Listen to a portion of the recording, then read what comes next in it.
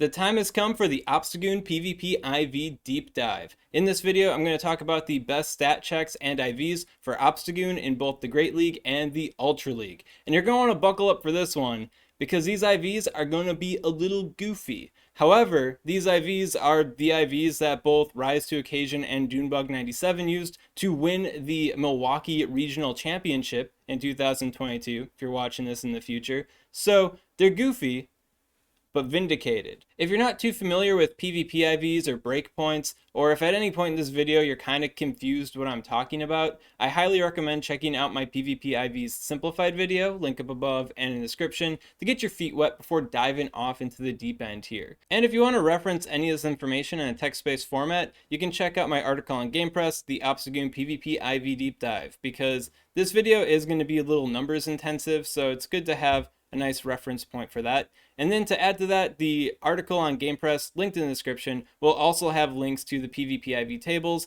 that feature the IVs and stats that I'll be talking about in this video. And I think before we go any further here, I'm just going to change Obstagoon's color from the shiny to the non-shiny, just because the hot pink kind of blends in with the pink here. And without further ado, let's get into Obstagoon. First, I want to talk about Obstagoon's moveset. For the most part, all these stat checks are going to be relevant for the Night Slash Obstagoon. And then in the video, if there is, Cross Chop, Hyper Beam, Gunk Shot, or Obstruct specific like tech based on the IVs, then I'll highlight those specifically. But even with Obstruct being added to the game, Night Slash is still the bread and butter move for Obstagoon that you'll be pairing, the secondary move with. And as far as what the best secondary move is, it really comes down to like what you want the Obstagoon to do. For the most part, counter with Night Slash is fine for basically, everything. And then the Cross Chop, the Hyper Beam, the Gunk Shot, the Obstruct, those are more like tech moves based on specific scenarios. On paper, in simulation, in theory, Night Slash is still the bread and butter move for the Goon. Starting out with the Great League, what makes Obstagoon so goofy compared to most conventional PvP Pokemon is that it favors having a pretty high attack weight. The attack weight that I'm recommending for Obstagoon is going to be about 115 to 115.5 for consistency purposes. And what this gets you principally is going to be an attack break point based on Registeel in the 1-1 shield scenario, allowing you to clean it out straight cross chop even if they hit you with a zap cannon. This attack range is going to be based on a 190 to 192.19 defense Registeel, which is a pretty high defense trade weighted Registeel. You can find out more about it from my Registeel PvP IV deep dive, link up above and in the description. But yeah, it allows you to consistently or more consistently manage that matchup.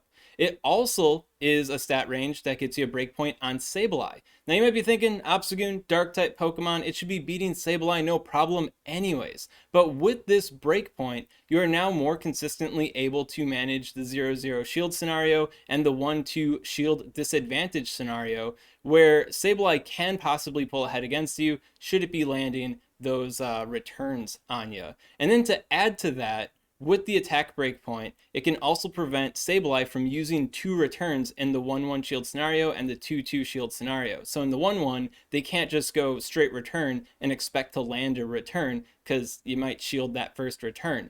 And then in the 2-2 shield scenario, they could bait 1 foul play yet, but they'd have to bait 2 foul plays because they won't be able to throw 2 returns based on the attack breakpoint here. When it comes to Sableye, the IV situation is a little bit unique because even like top players are kind of just stuck with whatever the best Sableye they have is. Usually it's going to be a lower quality than the rank 1. Sometimes it might end up being a slightly higher defense weight, but I think 115.73 is a reasonable upper limit. I think 115.5 is probably going to be just fine, but if you're truly concerned about the Sableye matchup, you might want to go as high as 116. Now, while the attack stat is the focus for Obstagoon here, you do need kind of a minimum bulk to keep yourself a little bit consistent in other matchups, right? At a minimum, I'm finding that 123.23 defense is good enough with 135 HP. The 123.23 defense in particular reduces damage from Ember, Shadow, Kanto, Ninetales, potentiating the 1-1 shield scenario.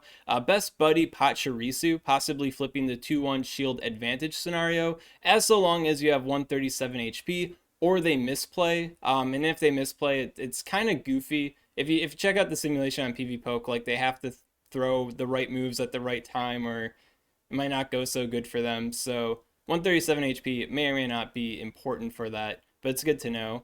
It also reduces damage from that Bastiodon and also from Skarmory as well. It doesn't appear to flip any even scenarios against them, but less damage is less damage. Now, I do feel that 123.56 defense is slightly more consistent, covering, higher attack weights of the aforementioned Pokemon and potentiating the Shadow Alola Marowak 2-2 shield scenario based on an attack weighted Shadow Alola Marowak from my Shadow Alola Marowak PvP IV deep dive. The 135 HP covers most of Obstagoon's matchups, notably the Shadow Alola Marowak 0-1 shield scenario, and with Hyper Beam, you could possibly overcome Altaria in the 2-2 shield scenario. You'd have to land the beam, and you only get one shot at it, so is that going to happen? Can't tell you for sure. And then it can also potentiate the Trevenant 0-1 Obstruct plus Night Slash goofy matchup scenario. Basically, you throw Obstruct, they don't shield the Obstruct, and then based on the defense buff and the defense debuff on them, you now have potential to overcome them, even at a shield disadvantage, which is pretty nice. Yeah, 137 HP will be a little bit more consistent for that, though, if you have a lower defense weight. And here we have a table featuring the 61 different IV spreads that meet the minimum stat checks of 115 attack, 123.23 defense, and 135 HP. This table will be linked in the Game Press article, which is linked in the description. And you will notice that there are some goofy high attack weights. A lot of these are egg hatch IVs, so you could check your Pokemon right now. You may already have an ideal Obstagoon. Now, if you're looking at these IVs and you're scratching your head going, Ryan Swag, this ain't no 0, 15, 15. This is not high stat product. This is like the rank 400 to the rank like 1,500, right? That's craziness. How is this good PvP IVs? And I'd just like to remind you that A, breakpoints do matter. They kind of dictate a lot of things about matchups. And for two, both Rise to Occasion and Dunebug97 used Obstagoon that fall into this stat range, specifically for their matchup advantages in their regional championships. So these world competitors are using it. The crazy IV man is telling you to use it. If 3 out of 3 experts agree that this is what you should probably be doing, I'll let you decide if this is good or not. Now, one barrier that people might come across with this as well is these are some pretty goofy stats. There isn't a simple heuristic for you to, choose which Pokemon you're keeping and tossing mid-community day, because you only got so much bag space, and you're probably going to catch like well over 300 Pokemon, right? Well, there's a couple things you could do. I like to use Calci IV for, checking IVs on the fly. And with that, you can see what the rank of the Pokemon is. And I guess at a base here, you can see that it goes from the rank 400 to the rank 1,587. So you could star Pokemon that fall within that stat range and then toss the ones that don't fall into that stat range or stat product range. Another thing you can look at too is the CP of the Pokemon. With Calci IV, you can see what the Pokemon's like Great League CP is going to be if you were to evolve it and power it up to that, just at a click of a button there. And you can see that it goes as low as like 1493 for a lot of the better ones. I'd say a lot of these like lesser ones down here that go under that probably aren't worth your time, right? So that's another heuristic you can use to choose which Pokemon you're going to star and which ones you're going to toss. If they're not doing at least 1493, then they gotta go. And for most Pokemon or most grinding sessions, I personally usually keep Pokemon that hit above 1488. So if you do start using Calci and you're getting familiar with it, I'd say 1486 or 1488 would be, a good cutoff for general purpose. And then another interesting thing I noticed too is that between the individual IVs themselves, none of them have a difference that's greater than 4. Like 8 plus 4 is 12, right?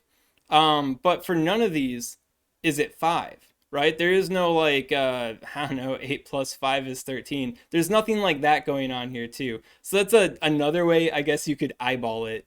I mean, that sounds really goofy, but that's another way you can eyeball it too, right? They're very close in number with each other. I mean, shoot, man, we even got the Nundo in here. That's crazy. And then if you happen to have like, I don't know, 61 of these different IV spreads and you want to narrow things down a little bit more, I do prefer the higher attack weights. So you could filter this even further by going with 115.5.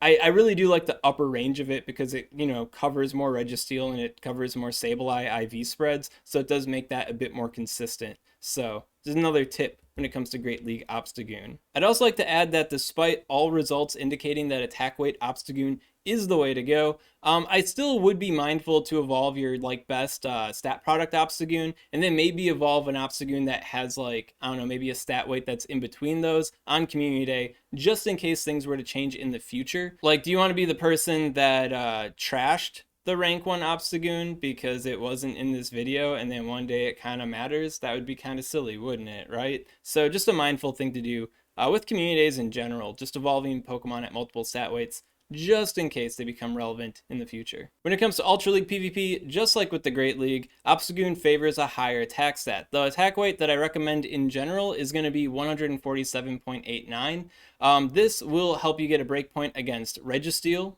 Venusaur, which can actually help you flip the 2-2 shield scenario, Empoleon, which can enable the 0-1 shield disadvantage scenario, the Galvantula 1-0 shield advantage scenario, and the Escavalier 1-0 shield advantage scenario. After the attack weight, the most important stat check for Obstagoon is going to have to be its HP, with 172 being the important HP check for the Obstagoon here, mostly for the Obstagoon mirror. When it comes to the 1-1 and 2-2 shield scenario, a high attack Obstagoon with that HP level will either win or tie the 1-1 and 2-2 shield scenarios. So it's important to have all that attack. It's really good to get CMP on Obstagoon, so you may want to go for an even higher attack stat than recommended. And as long as you have the 172 HP, then you shouldn't be suffering in the mirror matchup. Now, there is an attack breakpoint on Obstagoon, which means there's also defense breakpoint Obstagoon, so going for some wonky, super high defense,